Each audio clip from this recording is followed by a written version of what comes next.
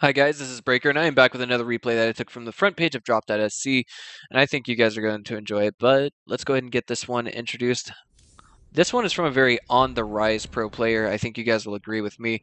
And I wanted to do some research on him, but it appears that it actually slipped my mind. Nonetheless, this is going to be quite pleasant if XSplit ever cooperates with me. There we go. Sorry about that. I don't think you saw his name at the loading screen, but let me go and give both their players their introduction, and I'll get to a monologue about him in just a few minutes. In the upper left-hand corner, spawning is our red Protoss. I give you all AiuR, belonging to the SCA clan. Oh, that's the same clan as... Oh, jeez, what was his name? It's right on the tip of my tongue. Cold Scars. There we go. Yeah, that strong Terran who faced Idra. I casted him before. In the lower right-hand corner, spawning is our blue Terran in the 5 o'clock-ish position. His name is Drunkenboy. Apparently, he belongs to YMCMB. Now, I'm just going to go off of what I have in terms of hearsay on both players. I don't know anything about SCA's AiuR, but I do know that Drunkenboy, I've heard that he belongs to the FXO team. I'm not sure how accurate that statement is or not. Please feel free to leave a comment and let me know what you guys think. But I have seen his performance recently in the WCS NA, and I gotta say, taking on Jim, who's, I want to say, a borderline Korean Code S competitor in the GSL, like, that's the kind of caliber Jim is without ever having been to the GSL. To the best of my knowledge, without ever having been outside of the entire country of China for Starcraft 2, at least.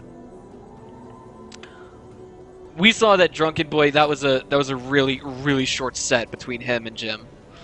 But he did manage to bring his way up, playing off against Ian. And Ian I know very well because, of course, I cast him for the ASIA Starcraft League. I casted his teammates Jojo, as well as Has, those Taiwanese pros, let me tell you.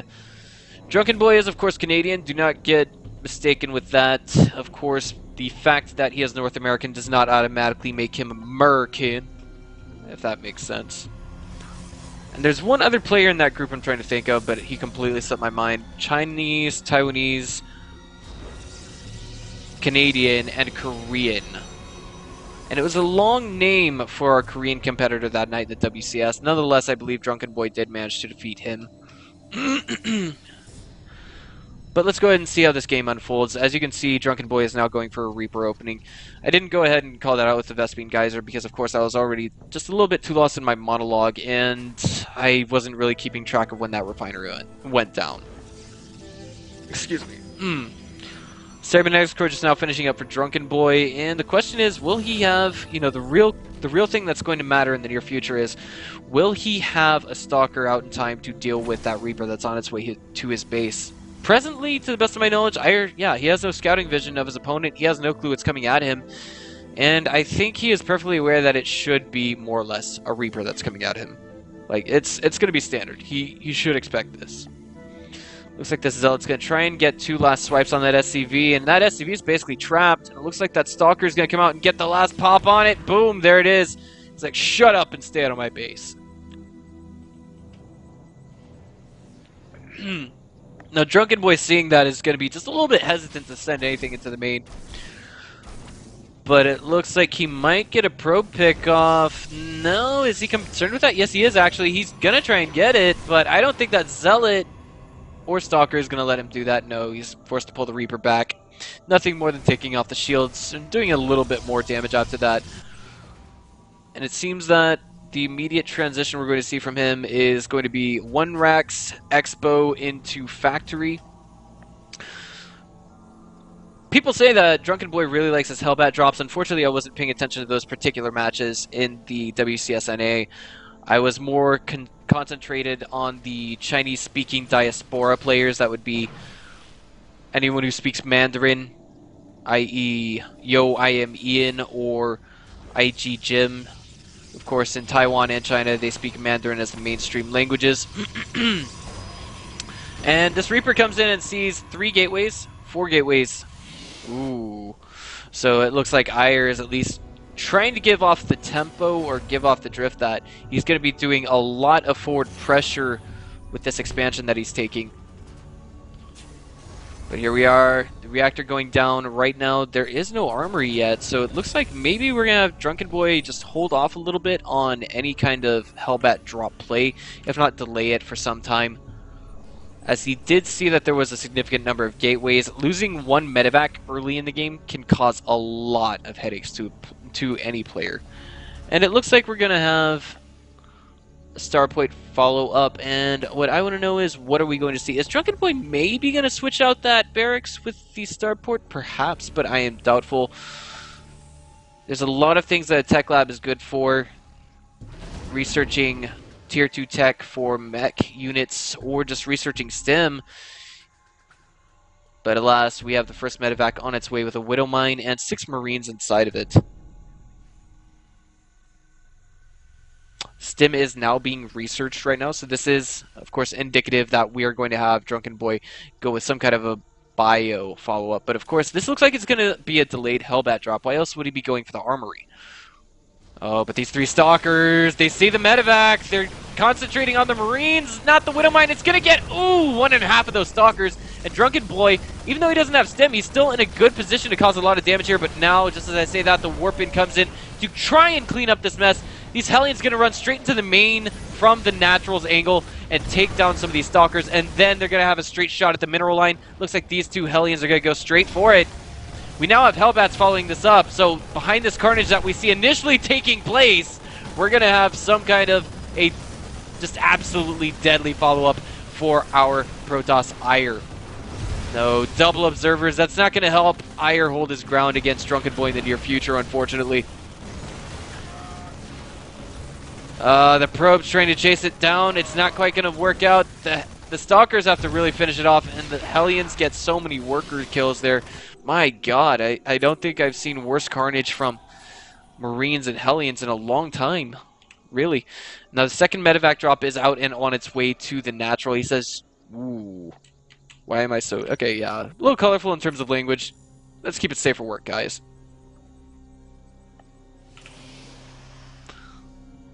Okay, so right now Drunkenboy is at a slight worker lead. Of course, accounting for the mules, he's actually further ahead, really far ahead. But look at this Hellbat drop going into the Natural. Just the utmost carnage is being inflicted, and even we see medevac micro going down there. But is that medevac going to make it away? It looks like not quite so. If it comes back into the shooting range of that Nexus with a photon overcharge, it could sustain a lot of damage. But there's another drop going down in the Natural as well. Now Warpins are coming in to try and deal with this, but it looks like it just didn't quite pan out. No, no, no. Altogether, worker kills 16 to 1. AiuR is really chronoing out those probes. He does have double forges, of course. He's going to be able to get those upgrades out really fast. And I'm thinking towards the late game, what we could see AiuR do is perhaps transition towards a Phoenix Colossus composition, because what this typically means is that when we see Chrono Boost added to get these extremely early upgrades out, hold that thought. Another drop. The Zealots trying to clean up this drop, and it looks like they do. But there's another one coming down behind this. Oh, the analysis. The analysis part of this is going to have to wait a while. Okay, and it looks like the Scouting Phoenix came in and saw everything that Drunkenboy has planned, all the barracks, everything else in between. Okay. And another medevac drop? Come on, Drunkenboy. Jeez.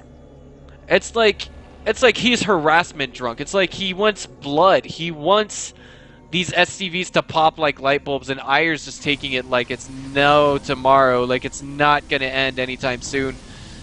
The Hellbat's actually being dropped on top of those sentries, and they're being microed quite well. Oh my god, this is kind of like the Reaver back in the Brood War days, guys. And now in the main, we actually have another drop going down on AiuR's probe line, and this is just infinite damage being done to his probe line. Wait a minute, it looks like these Stalkers are being misclicked. They're actually attacking the Nexus, and finally the drop at the Natural was cleaned up, but the main, my god, Drunkenboy's making some, or excuse me, not Drunkenboy, but AiuR's making some mistakes in holding this, and that is actually contributing to the lead of Drunkenboy. As you can see, just look at what we have so far in terms of army supply. Because he's not rebuilding workers, he's so far ahead in terms of army count. He's never had to actually take the time to replenish his worker count. And when this next push comes from AiuR, or excuse me, this next push comes from Drunkenboy rather, I don't see AiuR holding his ground against it. Now, the analysis part of this is, if we were to look into why we see him getting Double Forge and why one can make the assessment that perhaps he's going to go for Phoenix Colossi late game, it's the fact that he's going to have the +3/+3 faster than his Terran opponent. He can get the +3 shields out a little bit faster. And when you're upgrading +3 shields, you may as well go ahead and start upgrading +1 air weapons. And Phoenixes are the best counter. They seem to do a good job of cleaning up Vikings, as they can outspeed Vikings. They can chase them down. 1-for-1, I'm not sure which one wins, but of course the leftover Phoenixes can pick up the Marauders and all the units that do all the damage on the ground. But of course, it's all going to depend on whether or not we see AiuR able to hold his ground against this next assault from Drunkenboy. He's going for a very fast third, which oh no. Wait, what's going on here? What do we see from Drunkenboy? Is he going to go for... How much harass is he going to go for? Or what is he just going to try and kill that base? Oh no, he actually tripped up AiuR. AiuR's completely out of position with his main army. There's a Colossus that's going to get caught out in the open, just idle, being microed at the last second. And Photon Overcharge goes down on that Nexus, but it's just not going to be enough. It's going to fall, but the question is, will the army here be cleaned up or not? There's only 2 medevacs here. That's only enough room for 8 Marauders or 2 Hellbats, and so little in the way of real army. The Colossus will finally fall, and it looks like Drunkenboy's going to take this game. He's really wrecking house now. He's piling his bio army into the main of AiuR, and now AiuR is at 31 supply to the Drunkenboy 185, and we see why he is such a strong contender in the WCS NA. The question is, what are we going to see from AiuR to really hold against this? What is he trying to do right now? Any advice on how to hold that aggression? Okay, well, I guess he's just being modest, and he's saying, I got outplayed. How do I keep myself from getting owned like that again? Basically that kind of dialogue. He says, it seems like such minimal effort on your part. It's probably sarcasm, but just drop and build CCs. Yeah, well, it did get him to 200 by the 17-minute mark of the game.